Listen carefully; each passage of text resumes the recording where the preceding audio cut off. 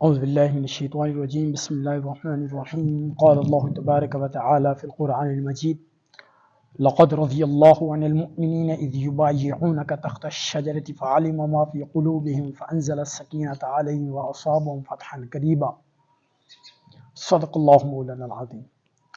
سنتے کانوں اور دیکھتی آنکھوں کو میری طرف سے السلام علیکم ورحمۃ اللہ وبرکاتہ۔ سامعین کرام، ذی قعدہ کا مہینہ چل رہا ہے اور سیرت کے واقعات میں سے ایک اہم ترین واقعہ جو اس مہینے ذی قعدہ کے مہینے سن 6 ہجری میں پیش آیا وہ صلح حدیبیہ اور بیعت رضوان کا اہم واقعہ ہے جو ذی قعدہ کے مہینے سن 6 ہجری میں پیش آیا، جب نبی کریم صلی اللہ تعالی علیہ وسلم اور حضرات صحابہ اکرام کو مکہ المکرمہ سے ہجرت کیے ہوئے 6 سال گزر چکے تھے، تو دل کے اندر ایک اشتیاق تھا، ایک چاہت تھی کہ اس دوران بیت اللہ کا طواف کیا جائے، جی بھر کے بیت اللہ کی زیارت کی جائے اور عمرہ کیا جائے، بیت اللہ کا طواف کیا جائے۔ اسی دوران نبی کریم صلی اللہ تعالی علیہ وسلم کو خواب آیا۔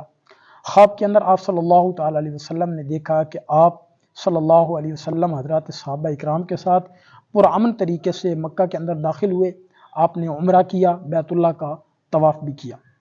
تو جب حضرات صحابہ اکرام رضوان اللہ تعالی علیہم اجمعین کو آپ صلی اللہ تعالی علیہ وسلم نے اپنے خواب کے بارے میں بتایا، تو حضرات صحابہ اکرام جو پہلے سے ہی اس سے انتظار میں تھے، جب آپ صلی اللہ علیہ وسلم کے خواب کے بارے میں پتہ چلا تو حضرات صحابہ اکرام نے فرمایا کہ حضور صلی اللہ تعالی علیہ وسلم کا خواب جھوٹا ہو ہی نہیں سکتا۔ عام آدمی کا خواب سچا بھی ہو سکتا ہے، جھوٹا بھی ہو سکتا ہے، لیکن انبیاء کا خواب سچا ہوتا ہے کیونکہ وہ وحی ہوتا ہے، اللہ تعالیٰ کی طرف سے ہوتا ہے۔ تو آپ صلی اللہ تعالی علیہ وسلم نے حضرات صحابہ اکرام سے عمرے کی تیاری کا اور سامان باندھنے کا حکم دیا کہ چلتے ہیں عمرے کی طرف۔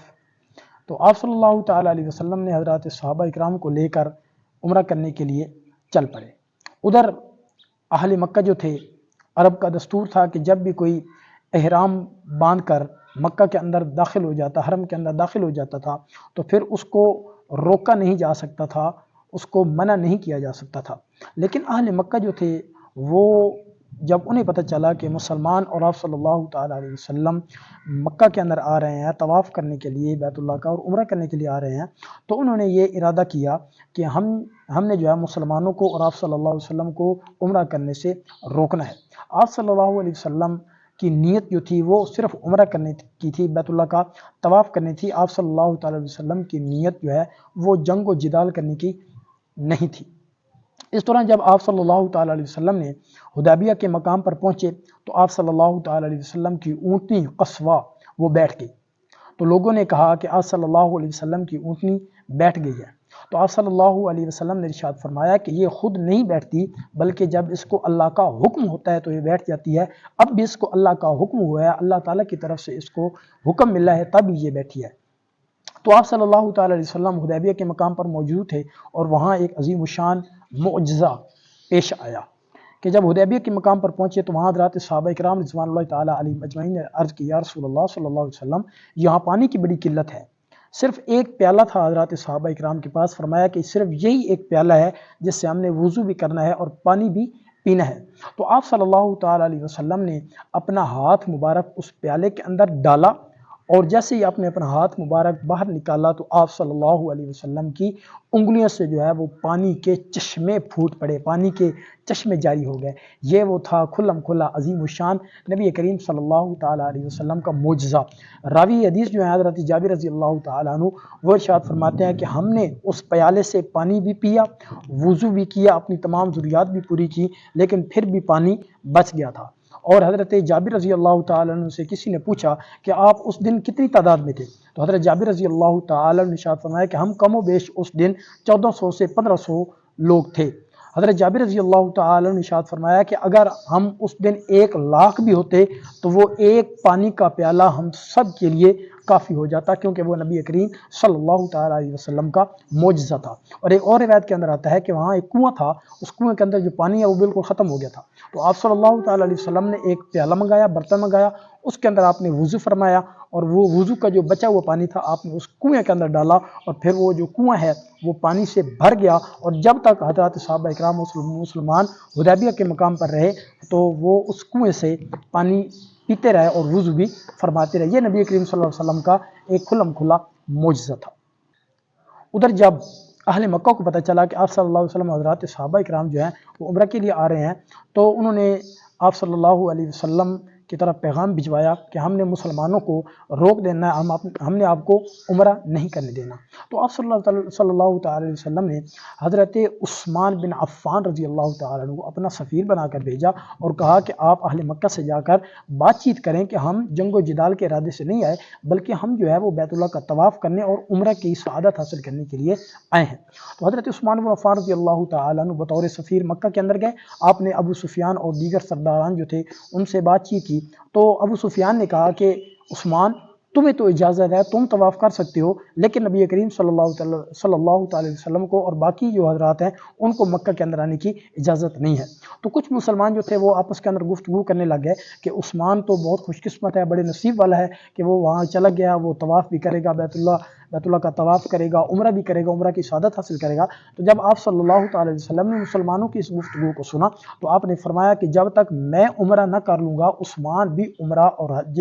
جو ہے وہ بیت اللہ کا طواف نہیں کرے گا۔ تو اسی طرح حضرت عثمان رضی اللہ تعالیٰ عنہ ابو سفیان نے جب کہا کہ تمہیں عمرہ کرنے کی اجازت ہے، تم بیت اللہ کا طواف کر سکتے ہو، حضور صلی اللہ علیہ وسلم کو اور باقی حضرات کو آنے کی اجازت نہیں ہے، تو حضرت عثمان بن عفان رضی اللہ تعالیٰ عنہ نے ارشاد فرمایا کہ نہیں، جب تک حضور صلی اللہ علیہ وسلم عمرہ نہیں فرما لیں گے، طواف بیت اللہ نہیں کر لیں گے، تب تک میں عثمان بھی عمرہ نہیں کروں گا، طواف بیت اللہ نہیں کروں گا۔ تو اس پر جو ہے سرداران جو تھے وہ برہم ہو گئے، غصے ہو گئے، تو انہوں نے حضرت عثمان رضی اللہ تعالیٰ عنہ کو وہیں مکہ کے اندر رکھ لیا اور یہ خبر مشہور کر دی کہ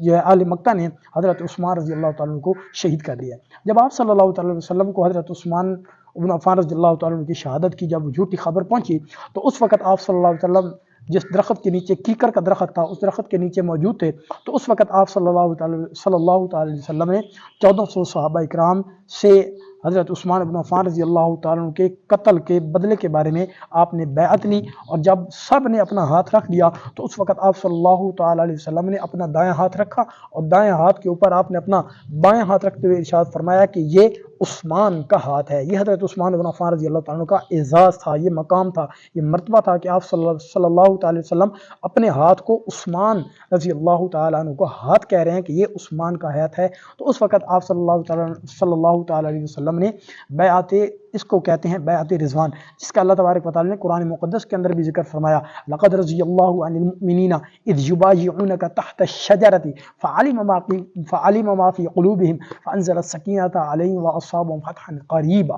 یہ تھی وہ بیعت رضوان جو حضرت عثمان بن عفان رضی اللہ تعالیٰ عنہ کے قتل کے بدلے کے بارے میں نازل ہوئی تھی۔ آپ صلی اللہ علیہ وسلم نے عہد کیا تھا کہ جب تک ہم حضرت عثمان بن عفان رضی اللہ تعالیٰ عنہ کی شہادت کا بدلہ نہیں لے لیں گے ہم یہاں سے واپس نہیں ہٹیں گے۔ جب انہیں خبر پتہ چلی کہ آپ صلی اللہ علیہ وسلم نے حضرت صحابہ کرام سے بیعت لے لی ہے، اب تو وہ ہمارے ساتھ جنگ کریں گے، تو ان پر ایسا روب طاری ہوا، ایسا خوف طاری ہوا کہ انہوں نے صلح کرنے کا فیصلہ کیا۔ تو سب سے پہلے انہوں نے بدیل بن ورقہ کو بھیجا کہ وہ حضور صلی اللہ علیہ وسلم سے بات کرے کہ ہم صلح کرنے کے لیے تیار ہیں۔ تو آپ صلی اللہ علیہ وسلم نے فرمایا کہ میرا ارادہ جنگ کا نہیں تھا، ہم تو طواف کرنے کے لیے، عمرہ کرنے کے لیے آئے تھے، ہمارا جنگ کرنے کا ارادہ نہیں تھا۔ اب بھی ان کو جا کر بتا دیں، اگر وہ اس بات پر بھی نہیں مانتے تو ہم صلح کرنے کے لیے بھی تیار ہیں، اگر وہ صلح کے لیے تیار نہیں ہے تو اس ذات کی قسم جس کے قبضے میں میری جان ہے، پھر ہم ان کے ساتھ جنگ کریں گے، پھر ان کے ساتھ ہم جہاد کریں گے۔ تو حضرت بدیل بن ورقہ جب